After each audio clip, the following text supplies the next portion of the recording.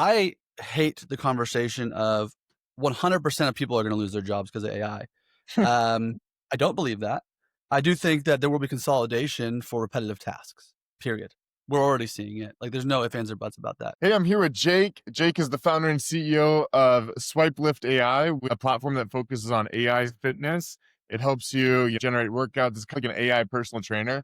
He also lectures at the University of Texas at Austin, where he teaches influencer marketing and AI. Hook 'em, right? That's what you say. That's what you Um, say. and Jake's got a super impressive background. He's a 30 for 30 honoree, a Steamy Award winner, Shorty Award recognized, 2X on the Inc. 5000. And so I just feel super lucky to be speaking with him today. Thank you for making the time, Jake. Thanks for reaching out and having me. This is awesome. I love doing this stuff. I love it.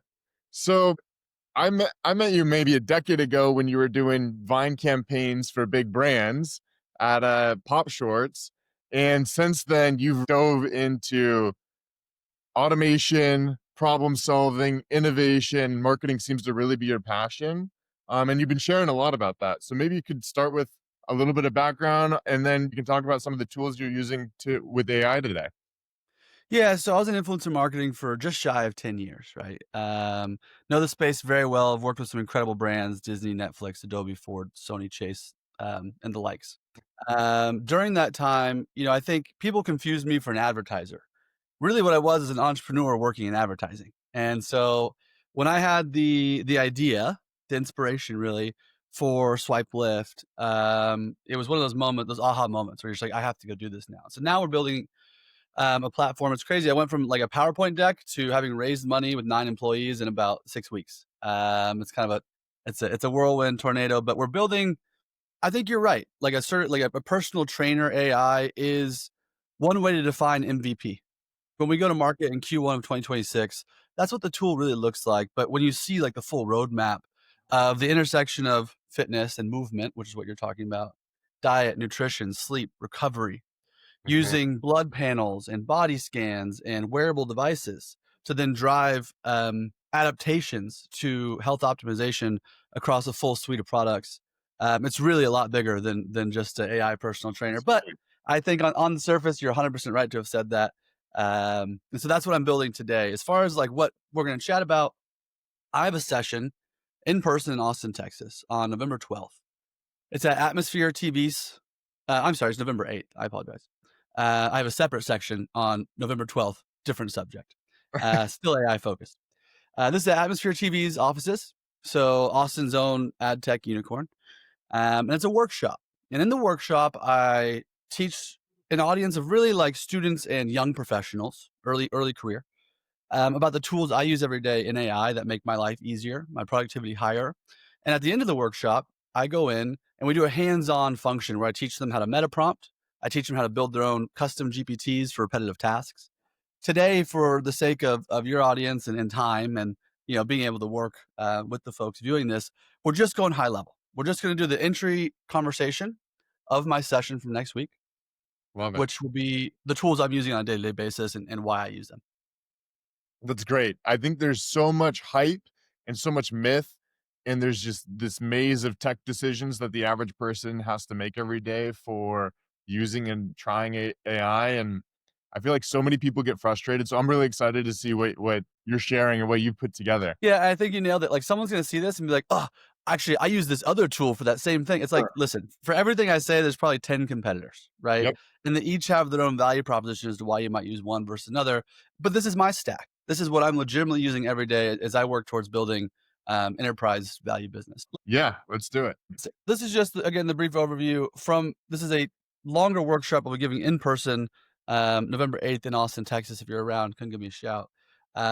If not, then you'll see the intro, which is I hate the conversation of 100% of people are going to lose their jobs because of AI. I don't believe that. I do think that there will be consolidation for repetitive tasks. Period. We're already seeing it. Like, there's no ifs, ands, or buts about that. But when we look at like the creative marketing space, the advertising space, entrepreneurial space, it's not going to replace these people in full, but it'll replace people who are resistant to it. People Yep. who aren't the ones who know how to use the tools right now. And from what we've seen, they're not completely autonomous tools. They don't just go in, make their own decisions, and then go and do it again, right, in a closed loop system. Somebody has to be looking at this, and the Yeah. real differentiator, in my opinion, is taste. Somebody with good taste has to run these tools. Anybody can go in and prompt. Anybody can go in and say, "Hey, do this now." But the ability to look at what comes out of it and understand, does this work or not? What needs to change and how? Like that, those are the people that are going to make a lot of money and have a really long career trajectory ahead of them still. Yeah. When you look at it like an AI, and again, this is for students and entry level professionals. So if you are a CTO watching this right now, you probably already know a lot of this stuff. But effectively, people don't always understand like what is AI doing, right? You have an input, that's your prompt, that's what you're asking of it. It then takes away, it sometimes takes 30 seconds or 3 seconds or 3 minutes to sit there and think about the right thing to output based on the context you provided. You then receive an output. An output is what we all want, right? The game is, how do you get the best output and what type of outputs are you getting based on the tools you're using? Here's an exercise, and I'll run this with you right now, just for sake of conversation, although I won't help you build your own GPT at the end of this to effectively do it. What's something you do every day? Like, what's something you do all the time that you find completely repetitive? I respond to emails that have similar or the same questions all day long. 100%. And do you currently employ any tactics to automate and or drive efficiencies in that process? I'm always trying to improve it, but I've found that either there's hallucinations with the models, Yeah. or it's not answering the exact way. And so I'm looking to improve that. There's a lot of tools that I've looked at, like Fixer, set up some flows with Lindy, but nothing is like better than what I can do or what I need to be doing. Yeah, my solution for that isn't perfect either. That's a separate conversation. But in brief, I have a custom GPT that I've trained off my own email writing. So I've uploaded, thousands of emails that I've written, and it's trained for my tone and style, delivery, and I find that it also pulls like just like some of the language I use versus not. Yep. But I still have to tell it what I want it to say. So I'll take it into ChatGPT and say, "Hey, using my GPT, respond to this email. Here's what needs to happen." Saves me a bit of time, but there's a couple tools actually I'll show you that might Oh, save time in a different way. This is an overview of my stack and the 6 tools. Actually, there's an additional tool. There's a 7th tool I just added right before this call, that I'll run through for the viewers. The first is Motion. For me personally, from a productivity standpoint, this is my number one tool. I don't think there's anything that makes me optimize my time more than Motion does. Now, amazing. Motion's actually, in the last 6 months even, become a very robust tool. They're very focused on agentic automation. So, like, they have an agent for all these different kind of tasks in the workplace, sales, HR, you name it. I don't use all those functionalities, Mhm. not yet. Maybe soon I will. For me, the money alone, the value alone comes out of the calendar manager. This is a full-time assistant. I insert my to-do lists, I insert my projects, like, from a project management standpoint, and it fully sorts and times and it fills out my calendar. So I know without question what I'm doing next. Now, the important thing is if I miss something, hey, I didn't get to this. This took longer than I thought it would. Insert issue here. It then automatically, without me doing anything, resorts my calendar based on the priority in which I've organized it. So this is really important to me. It moves everything back as trained.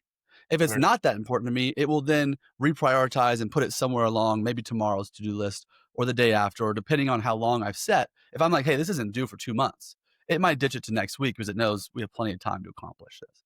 So Motion is by far and away, for me, from a to-do list, calendar, and project management standpoint, my favorite tool. Have you used Motion at all? Are you familiar? I haven't, but I'm gonna go try it after this, convo. Yeah, I love it. I love it. And for what it's worth, none of these tools are paying me. So if Right. you're watching this, and you're like, this guy's getting kickbacks. I wish. As a matter of fact, call me. I'll Right. take the kickbacks. I'm not Yeah, above it. I love it. Um, cool. So that's my productivity, project management, time management. The second, and this goes back to the question I had for you about emails, and this is what I use it for primarily, is Super Whisper. You heard of Super Whisper? I have heard of it. I haven't tried it yet, though. Yeah, so it's a dictation tool, and so I pressed Command Space on my keyboard, and Mhm. it pulls up Super Whisper. Depending on the window which I have open, right? It could be a text window. I text on my Mac. It could be an email window. It could be insert place here. It's context aware, so it knows where you're speaking and how you speak in between different platforms. And so when I'm texting, I hold command space and it opens up a recorder. And I say, hey, oh, what's up? Fantasy football, whatever I say, right? Insert thing here.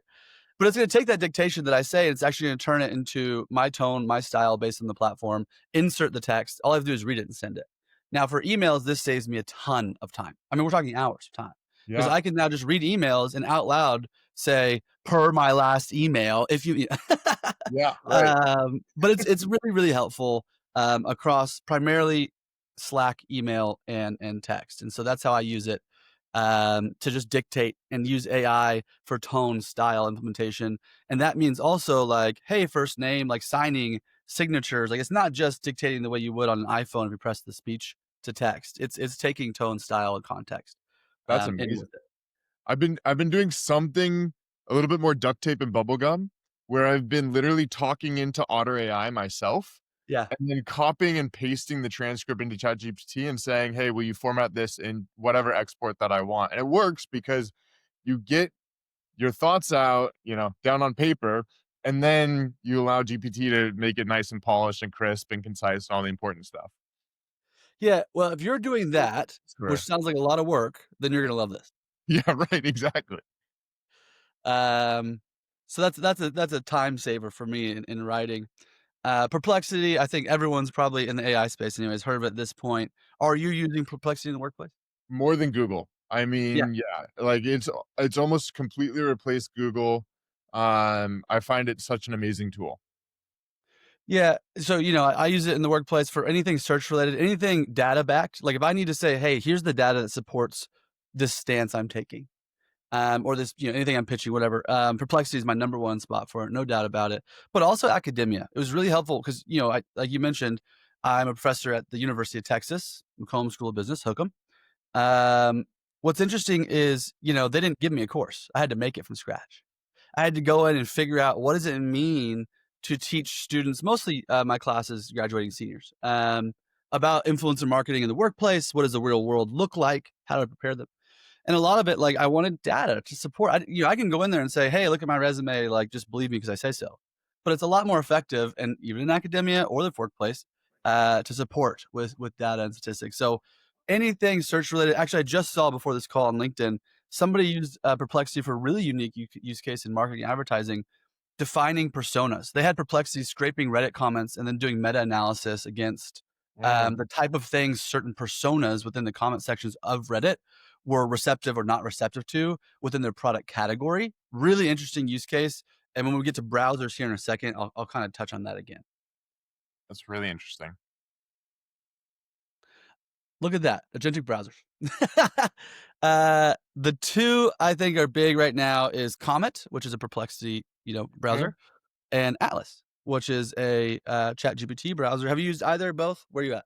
No, this is brand new to me, and I'm excited. So maybe you could even dumb it down. Like, what is an agentic browser? Why is it better than a standard web browser? And why do I need to be using this like yesterday? Yeah. Well, if I was ChatGPT answering this, it's because I want more of your data.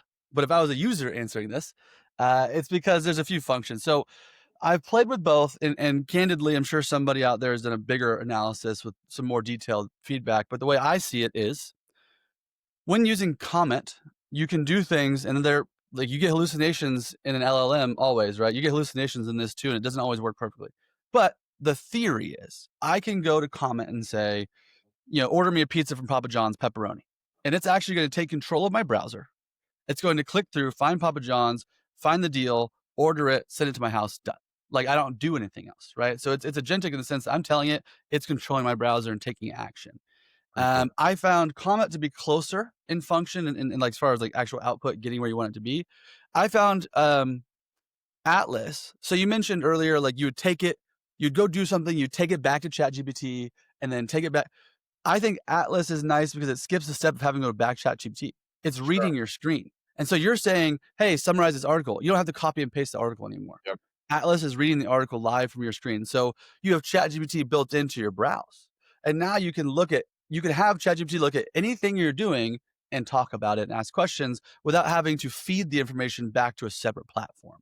Now, where both of these want to live, and I think neither of them effectively do 100%, But where we'll be, the way we're moving now, 6 months, whatever, is the future outlook, right? So thinking about in a business perspective, I can go to my agentic browser and say, based on certain grading criteria, rank my top 10 leads in my CRM right now, draft unique outreach for each based on that grading criteria, and send the emails. And so now you have actual agents taking full control again of a browser, but you can extend that to like access web apps and create real functional workflows that you'd see in the workplace. And so that's where agentic browsers are now, in my opinion, and where they will be very, very soon. That's pretty amazing. I mean, do you put any guardrails around your browsing right now? So you I tell actually within certain parameters? I actually don't use agentic browsing very much right now. I Okay. just find it's more work, like, for me to look at it and worry if it's doing things right than not. But I do think that very soon I'm gonna eat those words. Like, Yeah. this won't age well. This, like, "Oh, they're not ready." It's like I'm gonna eat my words on that, any day now, I'm sure. But right now, no, I'm not using agentic browsing, a ton. But I do think, like, if you're in the workplace and this is not in your purview, if you're not testing this, if you're not coming back every other week or so and saying, "Hey, is it ready yet?" Right. It's gonna pass you by. Yep. Yep. Yep. Yep. That's I mean, the whole point of these conversations, I want to figure out like what's real, what's not, who's actually using it. Yeah. And I'm so excited to go test it out and see what it can do. Yeah, I think you're gonna love it. Well, I only got 2 more slides, so if you think I'm yapping, we're right towards the end here. Notebook LM is great. You're familiar, and I'm gonna redefine it in layman's terms because somebody in the audience might not be familiar.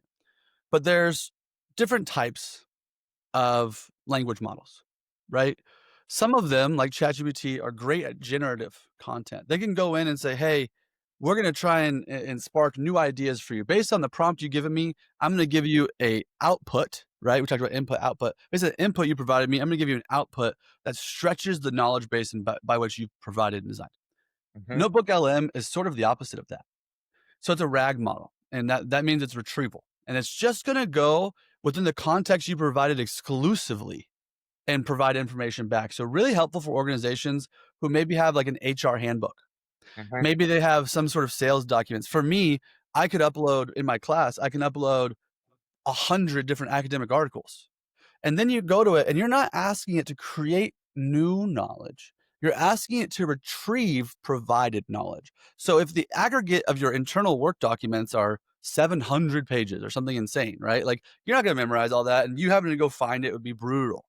But you uploaded Notebook LM and you can say, what does this mean? What do I do in this situation based on the context I've provided you? What's really nice for those who know about ChatGPTs, like custom GPTs and knowledge bases, is the knowledge base on the Pro Notebook LM. I actually don't know how much it is anymore off the top of my head, but it's like 100 times larger than the average just chat with ChatGPT. You can Yeah. upload thousands of pages of documents, and the retrieval agent can aggregate all that information when you talk to it. So it's a very different use case because you're only talking to it about information you provided it. But if you have a ton of information you need to digest and make actionable in a conversational format, this is really the number one place to do that. Yep. I'm a super user of Notebook LM. I Great. absolutely love it. One of the fun use cases we did for a bigger company that we were trying to work with is we took all of their public reviews, everything that customers had said about it, about Right. that company and their software, put that in Notebook, and then asked it, what are the common pain points of the customers? What are the recent pain points? What are people complaining about? And then to the CEO, I could say, hey, your customers are complaining about X, Y, Z. I would say that these are your top priorities to improve the product. And, Yeah. that's exercise that took 20, 30 minutes. Yeah. It's amazing. It's incredible. And then when you power Notebook with like a chat GPT of sorts, you can then take structured knowledge and then add to it and find weak spots and build into it using a generative LLM, which is super helpful. And that brings me to my last, oh, where were we at? I can't even see my own screen. Oh, Gamma. Yep, Gamma. Sorry. One more after this. I use Gamma for everything now. Are you familiar with Gamma? Yep, I definitely use it. You're looking at it right now. This whole presentation was built on Gamma. Seriously. Um, Gamma, I just had a conversation with a fellow entrepreneur. He's CMO of a 9-figure ad tech product this week. And he's like, "Oh, I hate Gamma. It's not so good." And I had to be the bearer of bad news and say, Gamma is only as good as you make it. Like, the prompter in Gamma completely controls and dictates the quality of output that you'll see from your usage. and I hate it. I was like, "Ugh, I hate to do this to you, dude," but it's actually a pretty strong product, as is. So what's really interesting with Gamma is like the workflow. Let's say, and this is where you start patching a number of different applications together, and that's where like workflows or working with AI automation specialists who know NAN in certain products can be really helpful in making this all a lot simpler. But effectively for Gamma, what I would do if I had already structured information I wanted to turn into a great Gamma presentation, I might go either directly to ChatGPT or hit Notebook LM first to identify themes. I think that's a great use of Notebook LM. I would then take that to ChatGPT and have it structure in slide copy format Okay. what I want it to see, what I want to see, and what I want it to say. I would then take that to Gamma and give it non-restrictive instructions, meaning it can build, elaborate, take away from, but it keeps the content and the ethos of what you're trying to say. When you try and make it put out exactly what you put in, I think the format gets really weird. I think the way it outputs does not visually come out the same. When you give it the freedom to make sentences shorter and longer to, increase readability and ease of understanding on slides, I think it does a really, really nice job. But I do not use Gamma in isolation. I think it doesn't the outputs just aren't the same as if you come to it with all the content already vetted and produced by a separate generative model. And so where are you storing that? What's that flow like? Are you using N8N or Zapier to push that? What No, is I don't do enough volume to need it. Now, if I was you, because Gamma also has social posts, like LinkedIn carousels, for example. You can generate LinkedIn carousels on Gamma now. If I was posting high volume carousels for a number of different clients, or even just doing them often enough myself that I cared, I would certainly connect some sort of innate in, or I mean, ChatGPT has their own tool now too. I'm not sure um, how great it is for off ChatGPT platform products. I haven't reviewed that. Yeah. But I would be using a third party tool to connect multiple tools so that effectively I can go in a single shot prompt. AI takes maybe 5 minutes and comes back to me having used 5 different tools and it's already scheduled and posted to my LinkedIn, right? Like, boom, that Amazing. easy.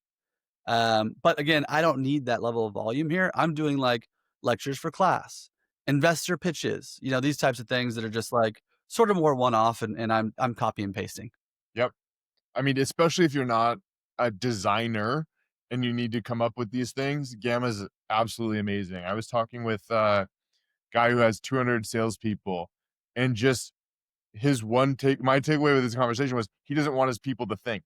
He doesn't want his salespeople to have to think or do or anything. And so, you can have tools that are recording their demos and then automating that pipeline with Gamma and sending the proposal or sending the follow up or sending the initial intro deck, all Gamma produced, all tailored on the actual conversations that they're Yeah. having.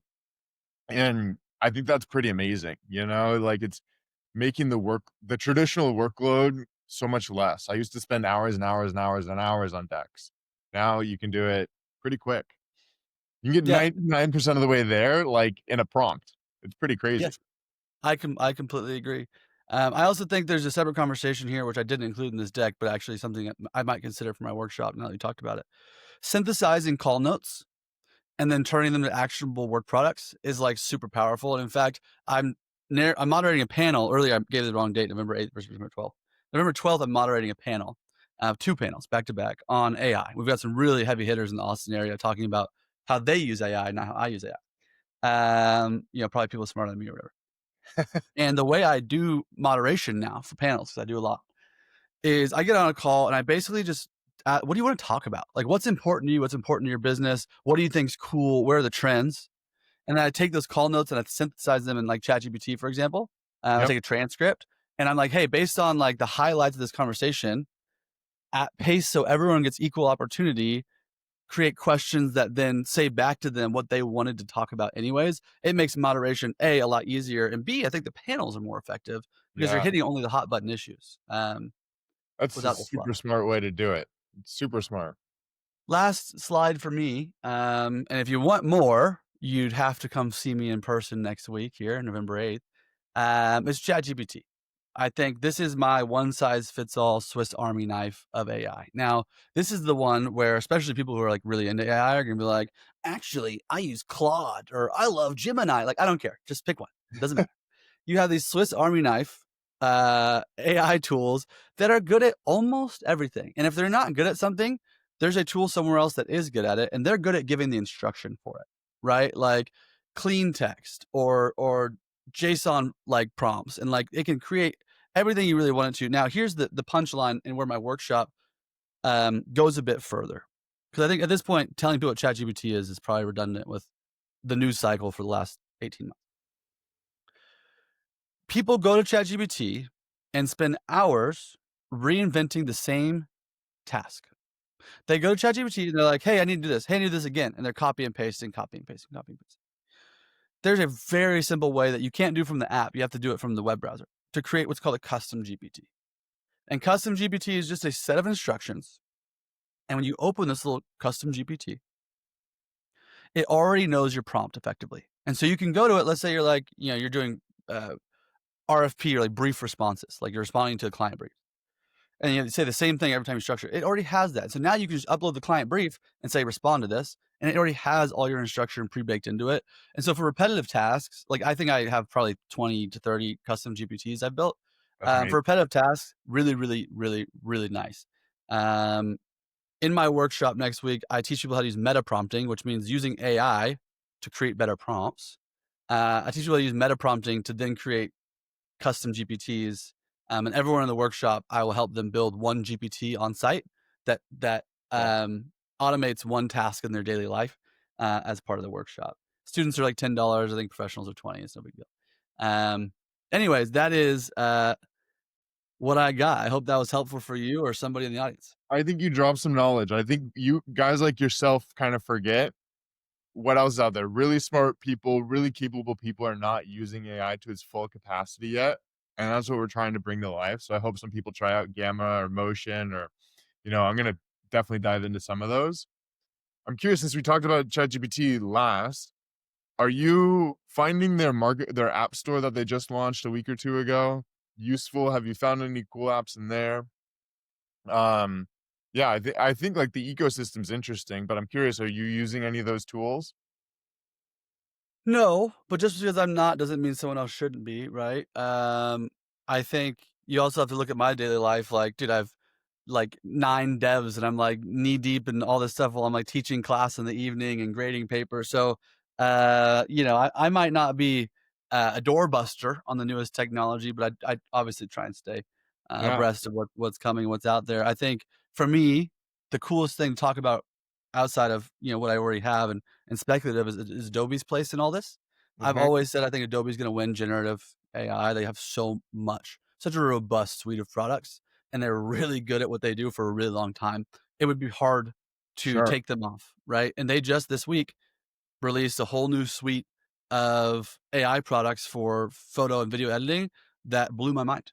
Cool. It Yeah. legitimately begs the question, like, what does the future of editing content even look like? Like everyone's already said, like, oh, it's so different. Like they had it one thing, and you have to go like CNET. Instagram has a bunch of clips of this, but basically, like, there's a lamp in the background. You just click it and say, and you type, remove this lamp. And normally, like, okay, it removes the lamp, but what about the shadow that lamp casted from the couch or the glare it put on the TV screen? All of it. It takes into account all of the effects of whatever you've added or removed would add to the scene. It automatically does it in less than a second.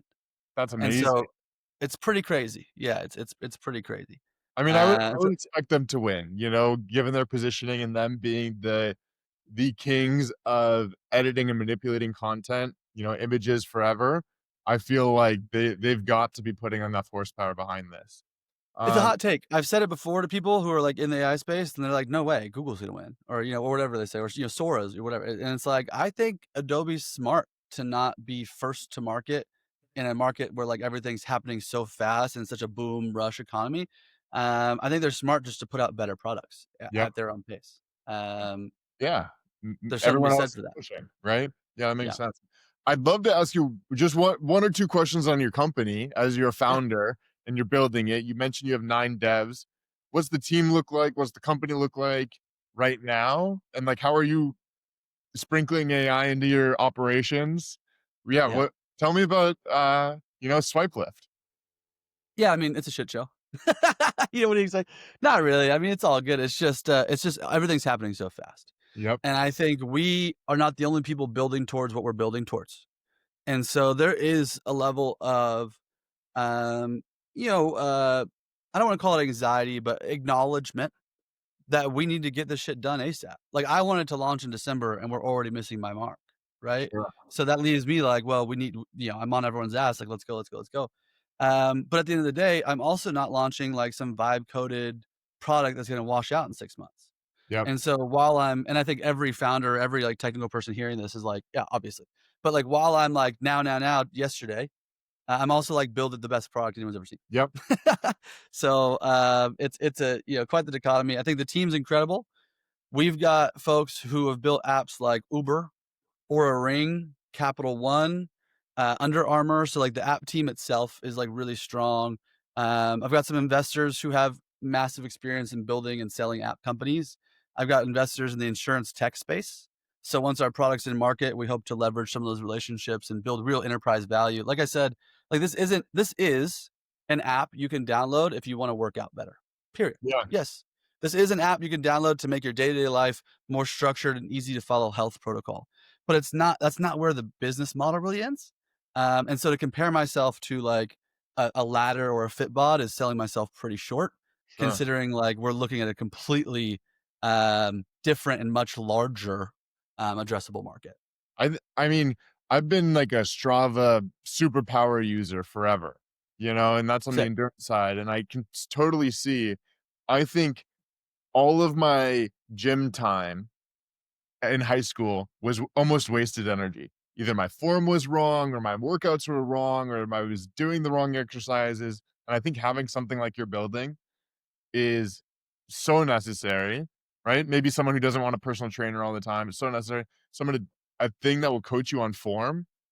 I forget the name, but remember there was that push-up app that just counted people doing push-ups, right? So the technology is finally there, and we have the Oakley has their new glasses out that is recording everything, right? Like everyone's going to be in their gym rocking with their sunglasses.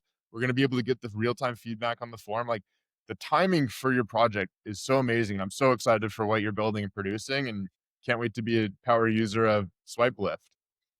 Me too, brother. Yeah, I really appreciate it. I think once we get in the weeds and I start sharing more about because I'm trying to build in public. Like I want people to know what I'm doing. I don't fear competitors. Like if you think my idea is great, go steal it. I'll see you in market. You know what I mean? Like no big deal. But there's some things that I have to hold close until Cool. they're ready. And I think once I release some of the big stuff we're looking at, it's pretty huge. And I'll tell you this, a hot take, but I like hot takes. I think they're more fun. There's a world in my mind. There's a world, 5 years, 10 years, I'm not sure, where the cell phone leaves our pocket. Hmm. Right? Like it's built into my wrist, or it's something I wear, or it's my glasses, or it's my contacts, whatever it is. The evolution of how we connect to each other will evolve. And we are building with that in mind. That's so cool. I'm so excited. Well, on that, I really appreciate your time. I think you gave a ton of really good knowledge to a lot of people, and I hope your workshop crushes it and you get to give everybody all the little details that Thanks. they're hunting for. I appreciate it, man. Thanks for reaching out for me. Thanks for having me on. Thanks for chatting. I'd do it again anytime.